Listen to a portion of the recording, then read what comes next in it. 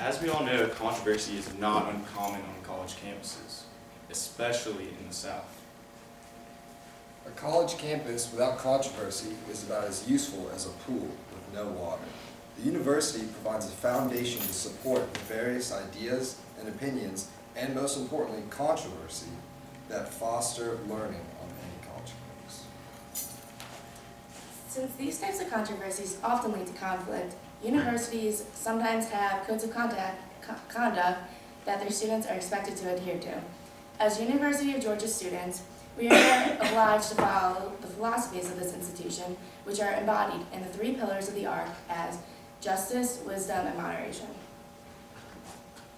The hoop skirt ban at the University of Georgia is a step forward in upholding the 3 pillars, which further promotes equality.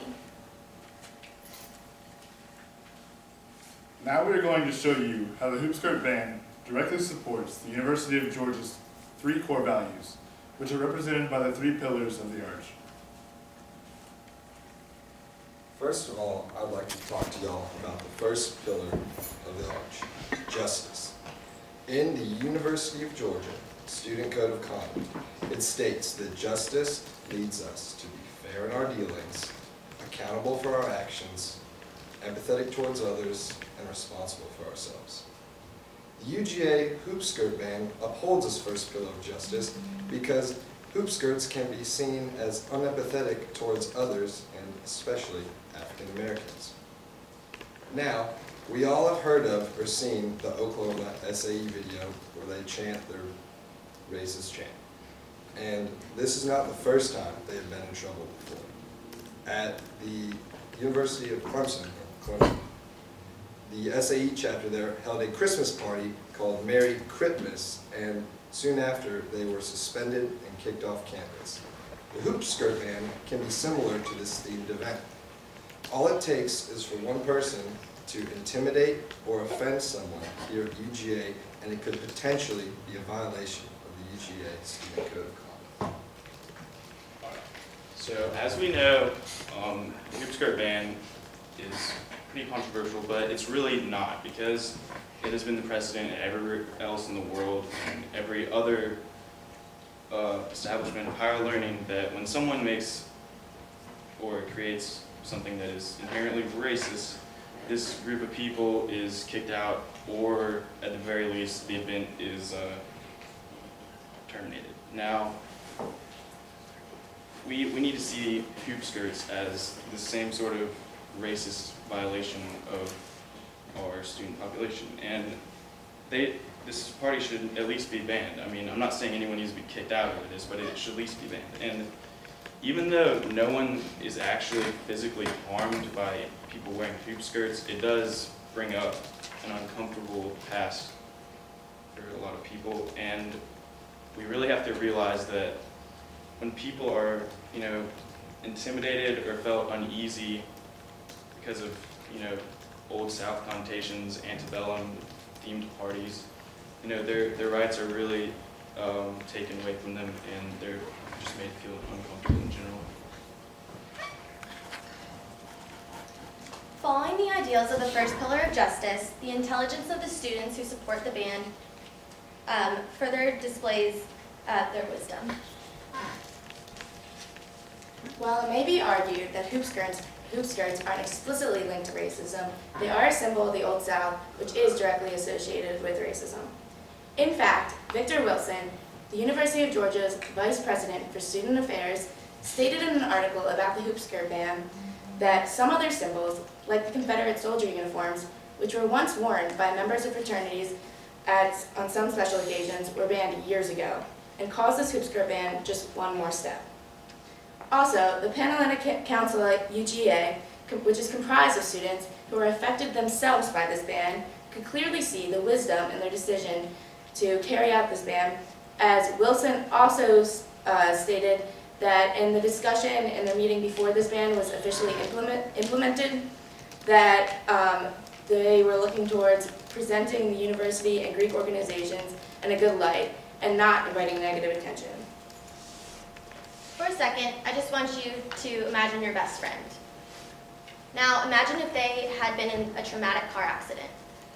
it's going to be normal for them to be uneasy, nervous for the next few times that they're in a car. Now imagine that you're going to be driving them around. You wouldn't be reckless, you wouldn't run red lights, and you wouldn't go over the speed limit. This is because you would want them to feel as comfortable as possible in that car. By banning the hoop skirt at the University of Georgia, the Greek life students were being cautious, just as you would be driving your friend around in that car, trying not to offend anyone, since the hoop skirt was directly affiliated with the Confederate Party. Alright, so now that we understand that banning hoop skirts was undoubtedly the sensible decision, we should also realize that banning hoop skirts actually promotes temperance and respect among UGA students. And I mean, that sounds like a bunch of BS, but honestly, everyone feels better when they feel like they belong, and why would you want to inherently just make people feel uncomfortable? Now, people on the opposing side will claim that banning hoop skirts is a violation of your First Amendment rights.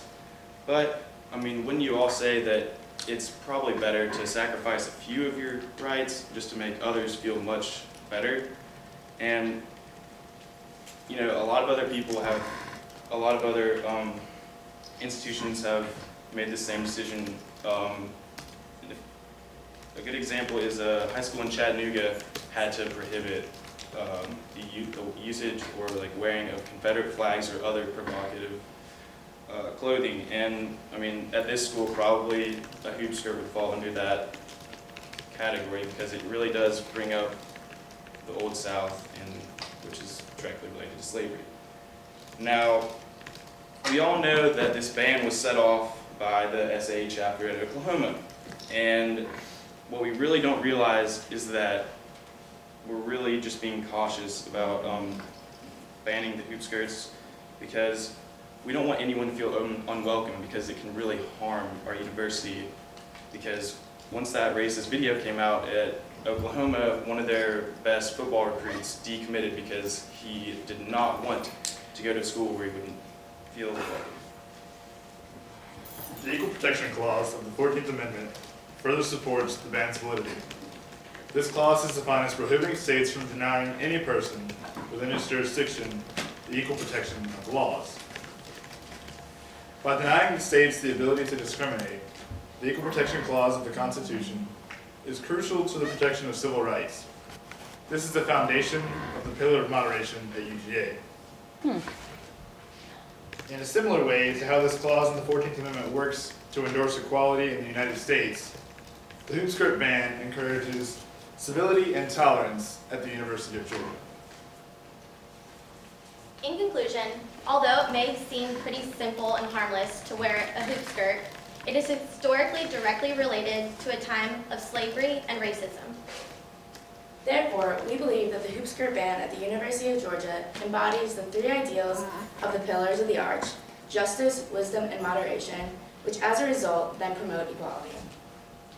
As Nelson Mandela once said, "For to be free is not merely to cast off one's chains, but to live in a way that respects and enhances the freedom of others." Thank you.